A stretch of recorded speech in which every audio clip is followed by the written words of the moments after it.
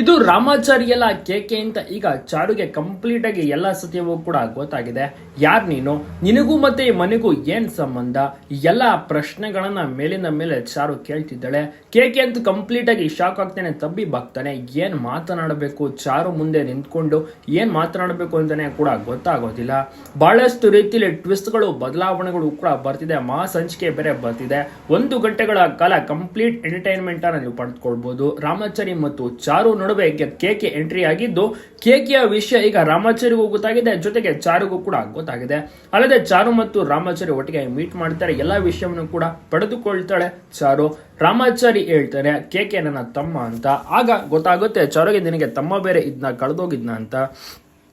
ಈ ರೀತಿಯೆಲ್ಲ ಒಂದು ಟ್ವಿಸ್ಟ್ಗಳು ಬದಲಾವಣೆಗಳು ಮುಂದಿನ ದಿನಗಳಲ್ಲಿ ನೀವು ಕಾಣಬಹುದು.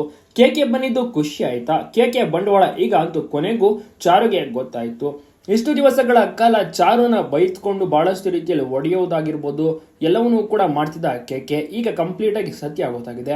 ರಾಮಾಚಾರಿ ಜಾಗಕ್ಕೆ ಯಾಕೆ ಕೇಕೆ ಬಂದಿದ್ದಾನೆ ಅಂತ ಕೋಪದಲ್ಲಿದ್ದಾಳೆ ಚಾರು. ಎಲ್ಲ ಸತ್ಯವನ್ನು ಕೂಡ ತಿಳ್ಕೋಬೇಕು ಅಂತ ಪ್ರಯತ್ನ ಪಡ್ತಿದ್ದಾಳೆ. ಜೊತೆಗೆ ಕೇಕೆ ಬಂಡವಾಳನ ಎಲ್ಲರ ಮುಂದೆ ಬಯಲು ಮಾಡಬೇಕು. ಆತ ಎಂತ ಒಂದು ರೌಡಿ, ಆತ ಏನ್ ಮೋಸ ಮಾಡಿದ್ದಾನೆ, ಯಾವ ರೀತಿ ಚಿತ್ರಹಿಂಸೆ ಕೊಟ್ಟಿದ್ದಾನೆ ಅದನ್ನು ಕೂಡ ರಿವೀಲ್ ಮಾಡಬೇಕು ಅಂತ ಒಂದು ಚಾರು ಪ್ಲಾನ್ ಅನ್ನ ಮಾಡ್ಕೋತಾ ಇದ್ದಾಳೆ. ಜೊತೆಗೆ ಮಾನ್ಯತಾ ಮತ್ತು ವೈಶಾಖ ಜೊತೆ ಸೇರ್ಕೊಂಡಿರುವ ಬಗ್ಗೆ ಇನ್ನ ಕೂಡ ಚಾರುಗೆ ವ್ಯತ್ಯಾಸ ಗೊತ್ತಾಗಿಲ್ಲ. ವಿಷಯ ಗೊತ್ತಾದ್ರೆ ಚಾರು ರಿಯಾಕ್ಷನ್ ಹೇಗಿರುತ್ತೆ ಅಂತ ನೋಡಕ್ಕೆ ಅಭಿಮಾನಿಗಳು ಸಹ ವೇಟ್ ಮಾಡ್ತಿದ್ದಾರೆ. ನಿಮ್ಗೂ ಕೂಡ ಇಷ್ಟವಾಯ್ತಾ? ಕಮೆಂಟ್ ಮಾಡಿ.